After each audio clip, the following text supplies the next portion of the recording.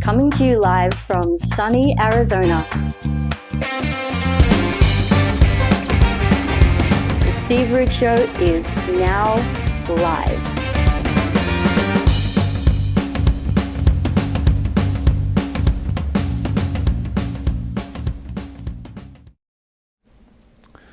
People, we're live and we are alive, and I'm glad you're joining me. We have a lot of major things to show you here today. The subject for today's live stream is going to be dynamic figures and how people draw them to make them dynamic.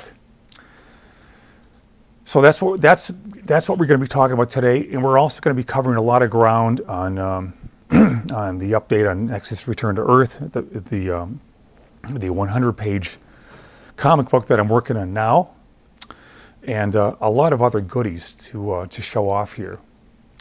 I think we're going to start off with a community announcement. Then again, aren't you guys interested more in art than community announcements? Let's show you some of the stuff I've been doing here. Now, you all know that watercolor is the final frontier, right? Okay, well, here's the final frontier. It lies on the edge of man's superstition and the summit of his knowledge. Thank you, Rod Serling. So this right here is the kind of stuff I do in my spare time, because it's something I really need to work on, is my watercolor.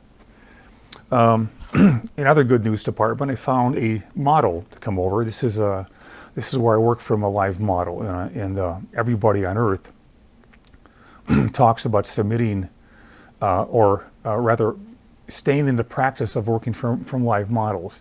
And this is, again, watercolor, and it's a certain kind of a technique that wets the paper on both sides. So you ideally should get some very soft edges everywhere. Now, the problem with this one here that I hope to correct next time is there is too much water on the surface, and that's why there's bleeds everywhere. But it does have a pretty look, and that's one of the charms of watercolor anyway. Artwork. You guys know this by now is coming from the Nexus animated TV show, of which there's going to be a major announcement coming up here. This is kind of like the whet your appetite about dynamics. So what I'm going to show here is going from here to there. On the left, that's the way it starts, and on the right, that's the way it ends. So you can see the posturing of the figure and how completely different it is. In other words, opposing the original drawing here, that makes for dynamic gestures. And once you get the dynamic gesture down, then you go to the mannequin. And then you flesh it out into a finished drawing like the ones I have here. Now, obviously, this being animation, I'm going to need a lot of in-betweens, which is going to be fun to make this thing move right. Okay, now we're going to get into the community announcements here. Nexus Return to Earth.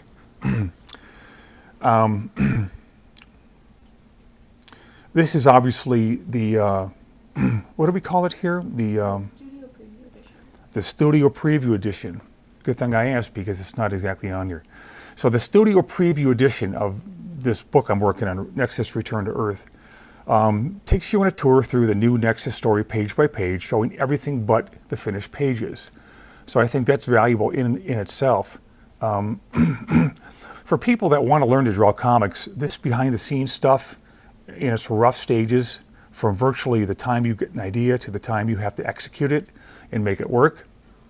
That's what this book is about here. So we're in the final 10 days before this campaign ends. We've raised, this is amazing here, you guys really came through. We raised over $25K in pledges, and can't thank you enough, although I'm going to try. If Nexus has ever meant something to you, or you just want to see the heart behind independent comics, consider backing this campaign and sharing it with others, of course, at steveroot.com/RTE, which means Return to Earth. We're looking for creative people to help out. Yes, Rude Dude Studios is looking for people to help out Princess Gino Ginelli. because a super little kid is going to be going onto her own website and dealing with her own creative business. And in the meantime, if we lose her, we need someone to take her place. So the announcement reads as such. We're looking for people both remotely and in person part-time who can help us with running different parts of our business. Things like social media, helping run these weekly live streams, and the day-to-day tasks that come along with running a small business. So if you're someone who's looking for experience and is interested in trading for art lessons or shop merchandise, reach out to us at Steve Rude. It's steve@steverude.com. We actually tried, our first attempt at this was local, of course, in the Phoenix area.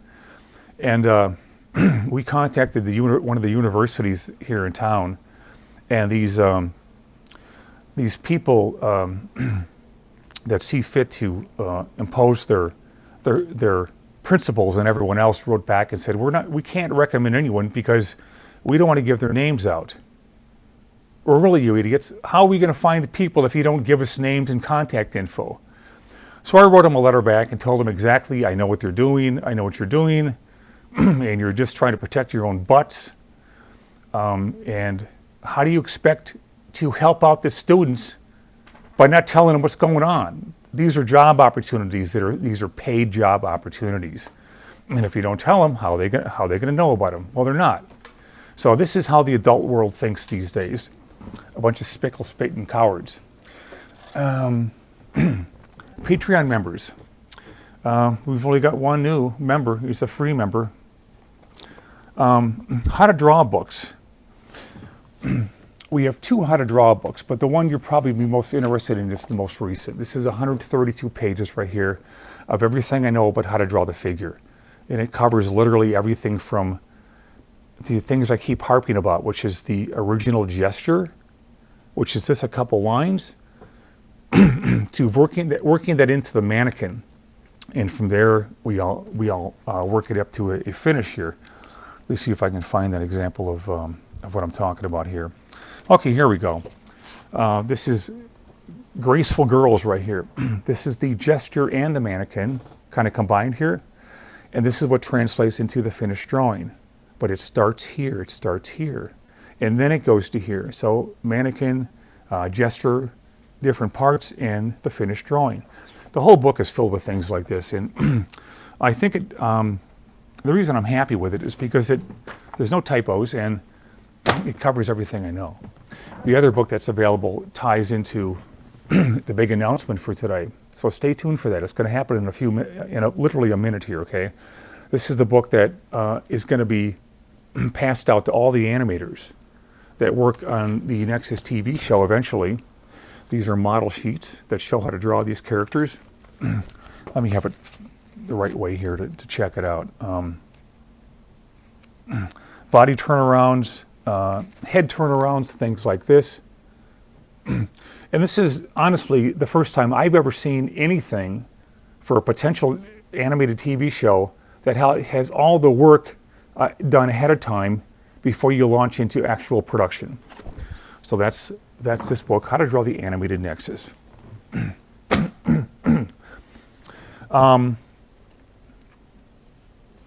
Let's make it 2 minutes here. Yeah, so the How to Draw book, the figure drawing book, the book is finished. Like I just mentioned, these are the building blocks behind everything I create. And I'm looking forward to getting feedback from you guys. It's always a big deal to get feedback. Check out this book at steverude.com/howtodraw and pre-order your copy. Just a notice here. Next week, I'll be traveling to my 15th high school reunion. No, I didn't think I could pull that off. But it's all the way up in Escanaba, Michigan is where I went to high school. And so we're going to have a pre-recorded video for next Saturday. So I have a chance to specifically not stutter, get to the point faster, and show you things that I know you're going to be interested in at some point. Okay, so we have a comment here. I don't know where this came from. This is different from the other ones. Question for the dude. Did he ever get into using alcohol markers or specifically had to use markers colored pencil at any point in his career? The way my technique tries to be pulled off is with watercolor and not markers. It just seems more professional. And the colored pencils come in only because I'm a big fan of Streusen, Strew as I call him, Drew Streusen. If you haven't seen his work, just look him up online. He's the greatest living illustrator, and you're going to want to check that out. Okay, so you're ready for letters here, okay? There's a bunch of letters that came in, a couple pages worth. I'm just going to read the ones that I think are worth answering here, okay? Mr. Rue, the pace you kept up during Nexus's original run was truly amazing. Yeah, okay. Especially without ever letting the quality of your work suffer, while still pushing yourself to go even further. It's nice that you guys think I push myself. I do, but it's only, the reason any artist pushes themselves is a matter of conscience. The idea that inferior work, or a work that doesn't stand up to the standards we've established, is abhorrent to people like us. So that's why you see the work trying to look as good as it does, and also because the people I admire in art, the illustrators from the 1940s and 50s, never let up on the quality of their work. This was their life. So having those guys as examples is a great way to compare your work ethic to the guys like this who spent their whole lives learning this stuff, doing it, and becoming household words in the pantheon of illustrators from that time. This guy wants to know, we showed this Nexus cover last week. It was a huge freaking 20 by 30, probably even bigger cover that I did when I rebelled against the first comics procedure of making covers very small and not painting them in oil, especially. Well, I did this in oil and it was huge, so they just had to like it. So he's asking about this. He goes, very curious how long it took, how you managed to run the publishing schedule. Amazing. Well, it took, here's the funny thing. That painting that you saw last week, the Nexus cover, do we have that up, Mr. Producer? Okay. We're going to look for it right now so you guys know what I'm talking about. This cover was executed in 5 days. Now, I couldn't do a painting in 5 days if you held a gun to my head. But that was the youthful vigor that you have before you even turned 30. I think I was around 30. Shut up, Dick. I was around 30 at the time I did that. And the other covers, the smaller ones, I did those in what I call marathon sessions. That means when I had to turn the actual pages in, all 22 or 24 of the pages during the first comic days, I would have to do that first, and then I would get to the cover. And I had 3 days to turn around the cover. So that's when I say marathon sessions. That's what I mean. I didn't quit at 6 or 7 o'clock at night. I would keep going till as late as I could stand it, and get these things done. They were almost always painted in cell vinyl paint. Cell vinyl was a creation of the animators back in the 1950s, and it was made for painting on the backs of cells because it was vinyl, kind of an acrylic kind of thing that would stick to cells really well. So therefore the name cell vinyl. But you could also use it to paint with, and until I saw other people working with this kind of paint, I didn't think it was something you could use. It was just like, this is for animators, not for painters. Well, that's nonsense. So I took it up and I passed the word, and I think a lot of people, when they found out what I was using, wanted to try the medium themselves. Cell vinyl is no longer being made. They went out of business because of all the things that takes people out of business. And it's a shame, but there's I would say the best substitute for that is the golden acrylics, why do I always forget this stupid name here? The fluid acrylics from Golden. Let's show you a sample of that so we don't sound stupid, okay? This is the Golden fluid acrylics. Matte fluid acrylics by Golden. I happen to know the Golden people because I called them up and harassed them all the time and asked asked them to modify their paints for someone like me. Here's another paint that's really cool right here. They just put this out. No, they did not send me this stuff right here. This is the So Flat matte acrylics. And this is a fairly recent thing. This is probably came out within the last year, I would say, maybe 2, I don't know. But it's the smoothest paint that I've ever used before. And it's permanent because it's acrylic. What else can I say about it? Oh, yeah, one thing I told the people at Golden, I said, why do you call it so flat? That's not an artist term. That's a term that chemists use. Well, of course, chemists invented this stuff, so thinking the way they do, thought to call it so flat. I wanted to call it, I told them to call it so smooth. So smooth. A better name, for which I get no royalties. Picking up from the letters here, okay? Guy writes in and apparently has discovered the second creative character that I've done is the moth.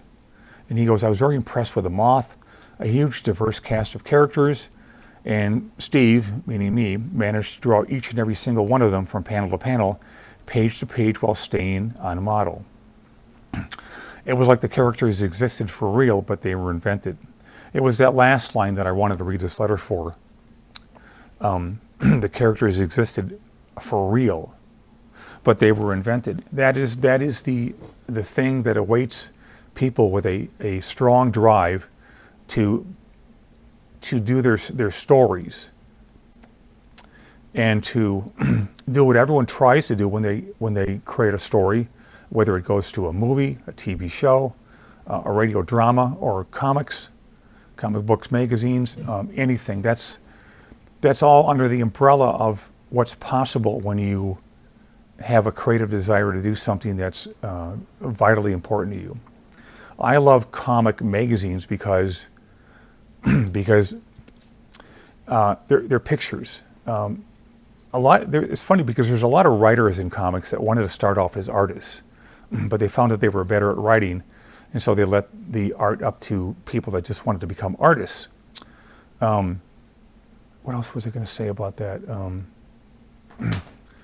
So yeah, the whole comic book thing is pictures and words. Now, how do you beat that? So depending on how well you can transition to great images based on your story, then you've got it made. And there's a lot of guys that have written in here, which one of them I forgot to mention right here, that has directly to do with what I was just talking about. He goes, I love the giving myself permission. This was on a previous podcast here. To continually practice over and over again, fully knowing I've never had any kind of formal training. And for everyone, he's grateful for me sharing my process, and he's going to order the How to Draw book, How to Draw the Figures books. And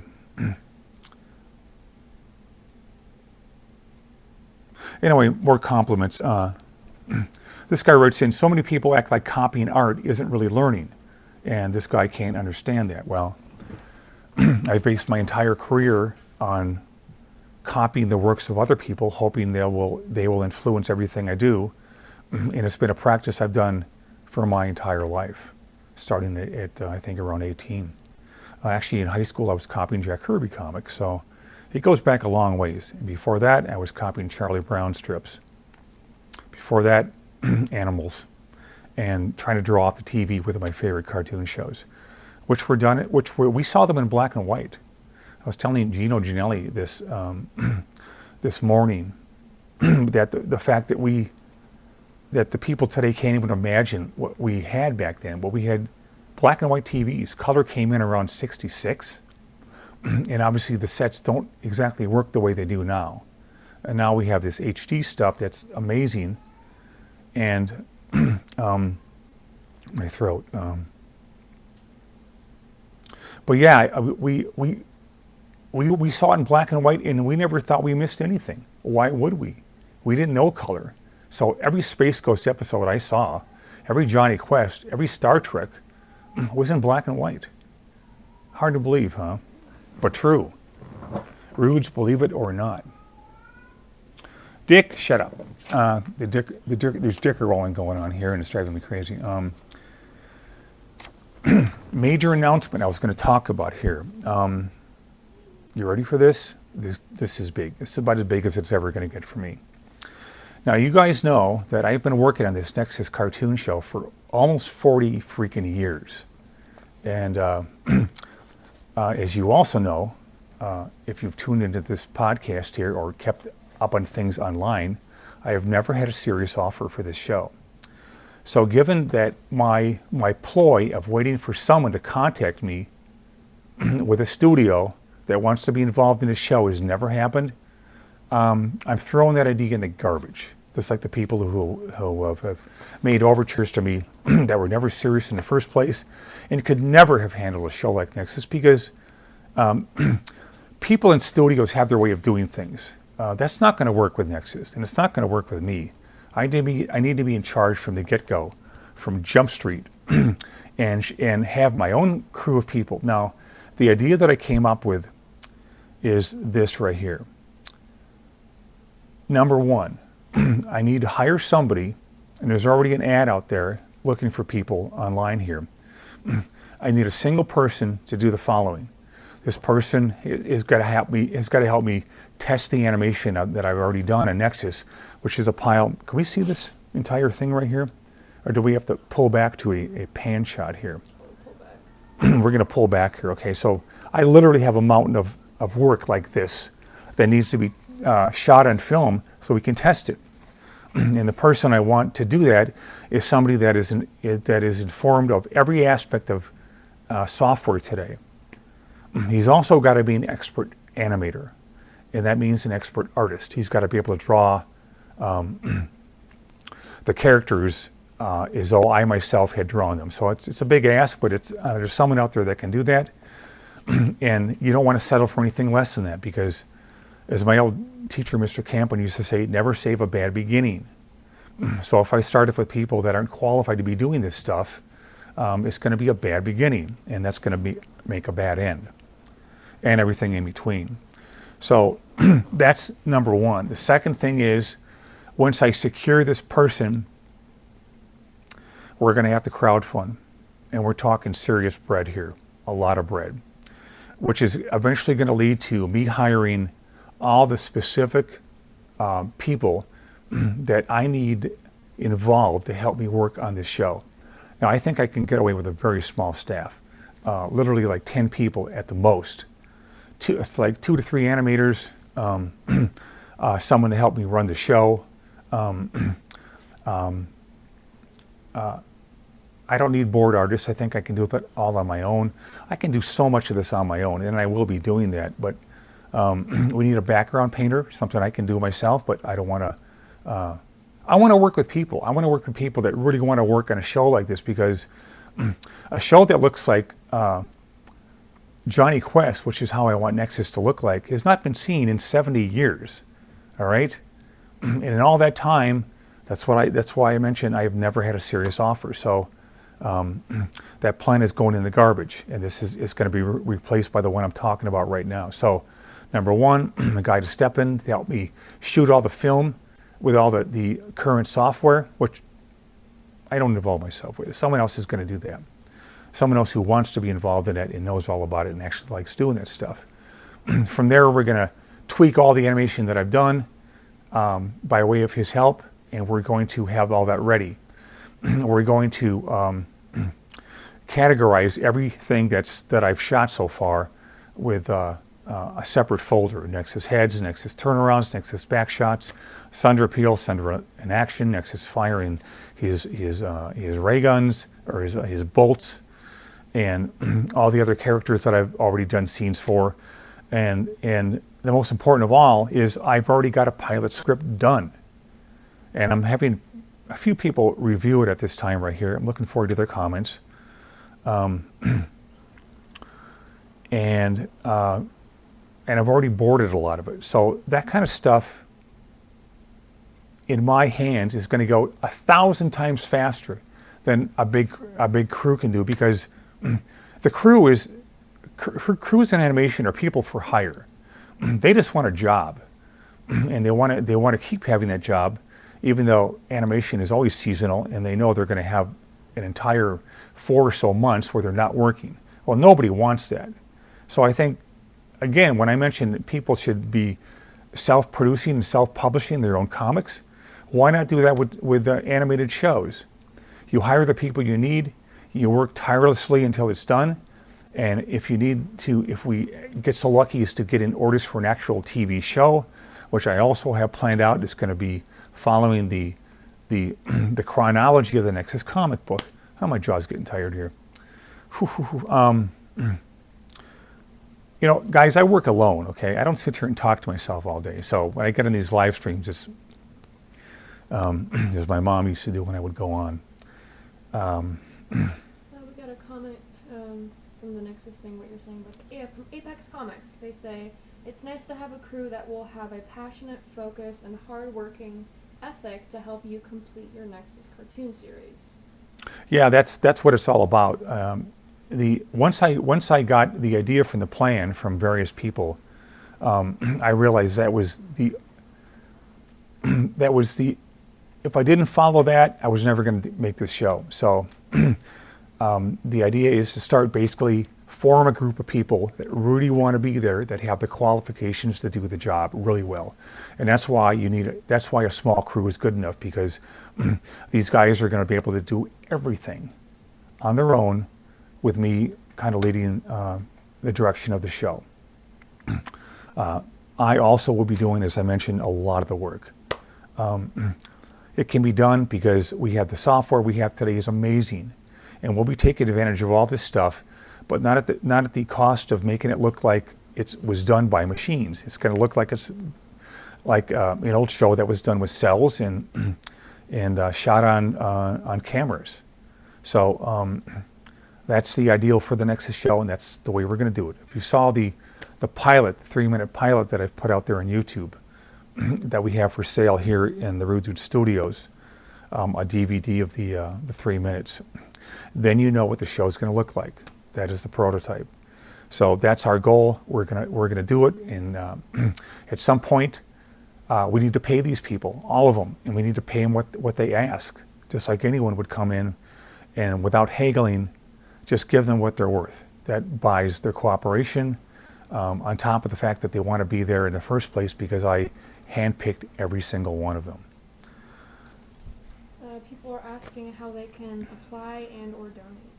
That would be through the crowdfunder, right? Yeah, the donation is going to come through the crowdfunder, and we're talking serious green clams here. This is next year. Yeah, this will be next year when we actually implement it.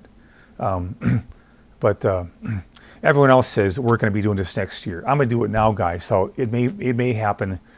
The person I need right now is going to be the guy that helps me film the show, or film the animation that I've done.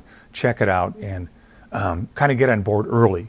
That's going to be the most important person I hire.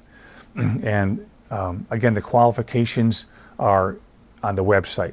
There's already a little ad that we sent out, a want ad, as we used to call them. I think we still call them that. I want, you apply. And you got to be really good, guys, because anyone who's not incredibly versed in figure drawing and the procedure of the entire procedure of an animated cartoon, I can't use people like that. I've got to get by keeping. That's how I keep the staff small, because these guys, there's 10 or so people, are going to be experts, and whoever I need beyond that is going to be freelance, and they can come from anywhere. That's going to be the remote thing, and you know, we got to consider voices. We've got to do musical score. So all these things that are needed for an animated TV show, we're going to need that for Nexus. But the thing I'm most excited about is I'm going to be handpicking the crew. So that's just the coolest thing. Some other things here before we get into the dynamics here, if my jaw can handle it. Now, this is a page from Return to Earth. You can see I'm working extremely large here. People that have tuned in before know how big I work. But there's a secret little trick that I use here to find out where the blacks are going to go, which is a very important thing. And that is printing out thumbnails about this big. And from here, I block in the blacks with a marker. And that tells me if things are going to be too dark, if I need more blacks or less blacks. Normally it's less blacks, because blacks are there to focus the eye on what's the most important thing going on in the panel or the page. So this is how I do that. I advise you all to do the same. Okay, let's get into dynamics right here. But before we do that, before we do that stuff going on here, this is what I have to do when I screw up on the page right here. I reverse the Xerox. See where the mistakes are? It's the same thing as looking in a mirror, but we do it with a copy machine. And I find out everything that I've done wrong. And these things are marked in red. I get out the white paint, cover it up, and redraw it with ink. Everybody follow me on that? Good, okay. So that's what I do. Okay, now the star of the show is dynamics right here. I think we're going to try to get these in order right here so you guys can see what I want to point out here. This is dynamic figure drawing and how to make it work in comics. Well, it's actually very simple, but artists don't learn unless they see examples. And the first one I'm going to show you is this one right here. Let's put it up here, okay? We're going to try to isolate this actual drawing here on the actual screen here, so you can see specifically, without all this other stuff going on, what I'm pointing out here. What do you think of this pose right here? This is Alex Raymond from Flash Gordon, done in the 40s. That is what I call a graceful pose. Now, you don't got to exaggerate anything to get incredibly dynamic poses. This is figure drawing done as academically perfect as you'll ever see in a comic strip, comic book, whatever. This is what I try to do with my work right here. I want to be a combination of Jack Kirby and Alex Raymond, with a lot of Hal Foster thrown in. You notice how the figure twists here? That's a lot more dynamic than someone who's standing straight up and down. Now, there's a place for all these things. There's a place for straight up and down. Females especially look good when they're twisted like that. The top part and their bottom part working in opposite. You get this beautiful grace going on here. Is that it for this page right here? I think it is. But no, I've got hundreds of these sheets right here, guys, that I break down and try to learn from, because these guys are the best. Have you guys ever heard of Roy Crane? Well, you're going to now. We have a page of examples, but the ones I'm going to show here are this girl right here. This guy is the simplest artist on the planet. He's more simple than anyone you could ever imagine. And the fact that his gestures look incredibly natural is something that still just goes by, flies over my head. I see how he does it. I see how he breaks it down. But to draw like this and have it look so natural, you can spend your entire life learning how to do this. So that's the second example. The other example is Jack Kirby here, of course. And one of the things that Kirby does that, honestly, no one else ever does, and I don't know why, because all his work is there for everyone to see and learn from. It's this one right here, Mr. Producer. Okay. Look at the body twisting going on there. I don't know if that's even feasible, that it can even work as a flip, but I never stopped to question it for 1 second. Maybe a second, but not more than 2. But look at the dynamics of this pose right here. It's just insane. There's no background. There doesn't need to be. It's just 2 figures with this incredibly weird, what's the word I'm looking for here? This posing of the figure. That's not the word I'm looking for. But so we got this.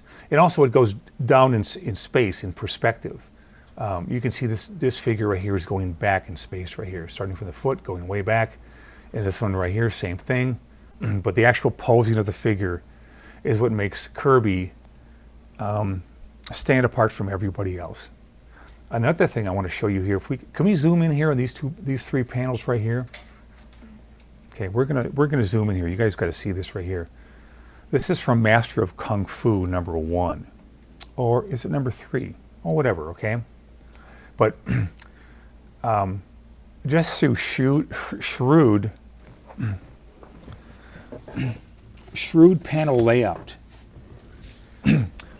this guy, Jim Starlin is the artist here, created something that is so wickedly dynamic. It's just insane. And there's no big figures coming out at you. There's no incredible foreshortening going on except for here. It's just really smart storytelling. And these are the guys that show me the way and what's possible to do in comics. So 3 panels. Guy's running, he falls. Look at that. You feel like you're right there. And that's as good as storytelling gets. Anything else in this page we want to go over here? Okay, well, I don't know if we got this one. Did we get this one in right here, the blacks?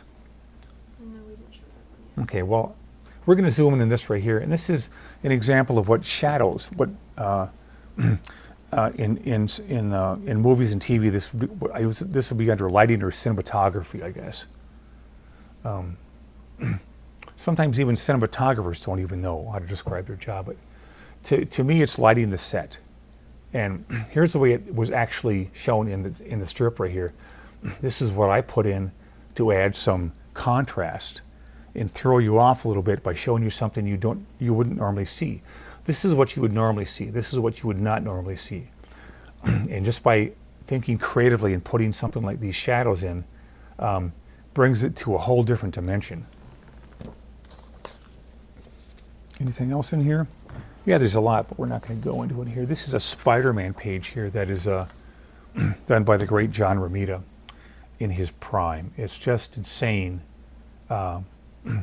what this guy picked up from being a Marvel artist and having people like Jack Kirby around to show him what's possible. But one of the big things that you need to do in comics, if you really want to rate and you really want to stand out, is figure interaction. Take a close look right here at this figure. Do we have a close-up of that panel right there? Let's zoom in. Yeah, let's zoom in on just this panel right there. I want to show you what I'm talking about with figure interaction.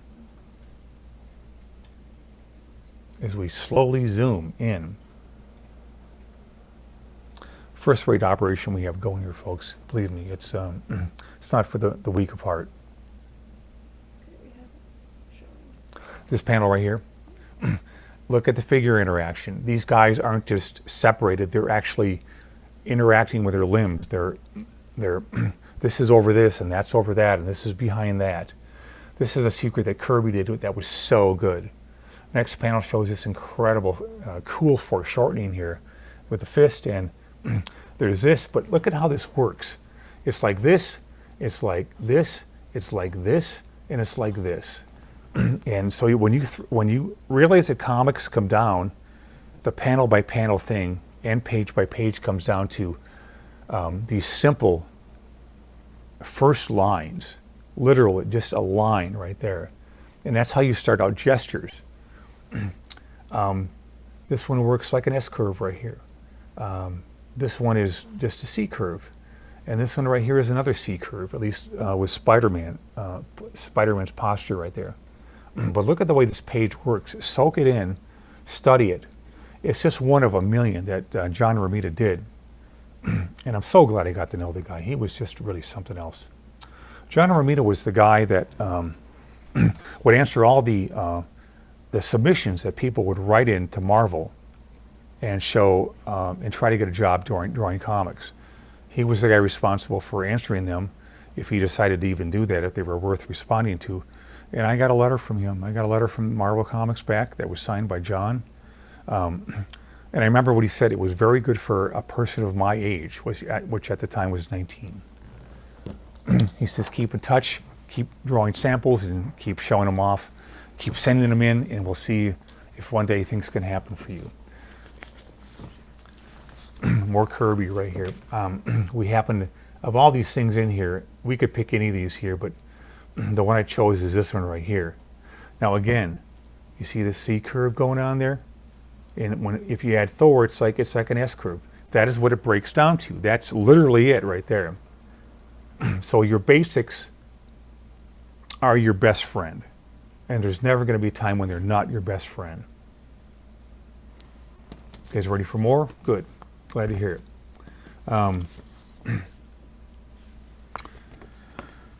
Okay, just to be a kind-hearted guy right here. This is Kirby this is Kirby invented this stuff, right? Kirby invented the bleached out impact scene. This is Kirby showing what just needs to be seen and nothing else. If there was an entire figure drawn in there, it would have half the impact. In comic books, we want impact, don't we? Yes, we do. And this right here, the force of this panel right here with this guy kicking this boulder out is, there's no higher category. If you had to rate it 1 to 10, this guy's an 11. This one goes up to 11. Something that I cut out here that I thought could be improved, which is a little exercise that I like to do right here. This is the original panel that Kirby did in his New Gods book. And I realized that if you want to show light, like blinding light, bleach the entire scene out. And I came up with something like this right here, which could be done even better than what I did, because there's always a way to do things better, and there's always a way to do things worse. But that's how I wanted to show this bright light in the room here. Moving along, this is a couple of things I wanted to show you here. This has to do with arrangement of patterns here. This is what Kniff did for a single Christmas strip back in the, God, is there a date on here? I can't see it, but it's probably Christmas from 1943. I don't know. This is a panel he did for Terry and the Pirates. I looked at this and thought, why don't we arrange this with a more graceful showing of arrangement of blacks? So I did this. And you can see there's a lot of flow to this right here, which I think is a lot better solution than the one he came up right here, which is he probably worked from existing photos of a scene of in the Himalayas or whatever. I don't know where it's coming from, but I looked at that and said, be artistic and change it to something that flows better.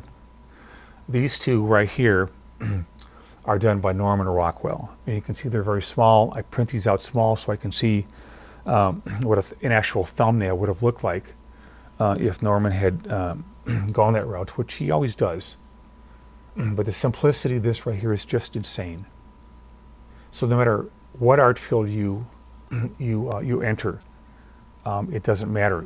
Your job as an artist is to tell the scene, an illustration, a cover, or sequential work like in comic magazines, to show things in the most exciting way possible. And once you start to learn that kind of stuff, there's something called pacing. Everything dynamic is going to cancel everything out because it's all dynamic. You've got to have a pacing of this, the quiet scenes, the introspective scenes, and then the offbeat kind of shots where you pick camera angles that no one else would have thought of. This is a good example of that right here. To me, this would have been a single panel divided by a border, like some guy wanted to jump off here onto the train. That's how I would have done it. But it's actually different from the way he drew it here. This is two separate shots of the train.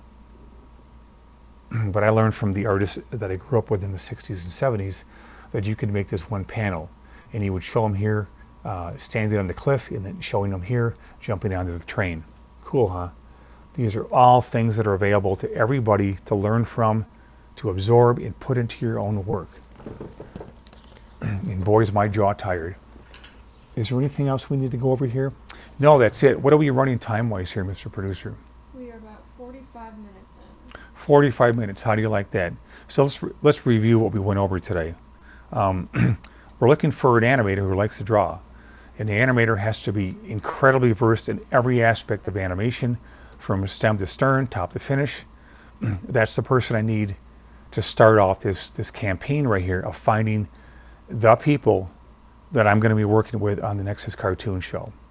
You guys are coming in later on when we need the bread, serious amounts to pay these people, okay?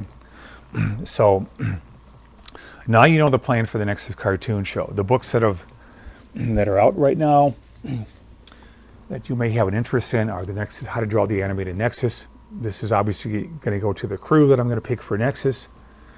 And this book right here is done to show you how I evolve figure drawings. And there's 132 pages of everything I know about how to achieve that. We're still on this campaign with the behind the scenes book. What do we call that? The Nexus, what do we call that? Studio preview. This Nexus Studio preview book on the project that I'm working on right now, which is called Nexus Return to Earth. The first book was The Coming of Gormondo. The second 100-pager was The Battle for Thune World. The third installment is called Return to Earth, and I think you're going to really like it. And I think I showed you some of the stuff I'm working on, some of the animation that I've done, which I'm always working on. These are really exciting times right here, and the letters that you guys send in are very important to go over, because this is where I directly answer you, specific to your questions. I'm not used to talking for this long, and I can't even believe it goes on for this long.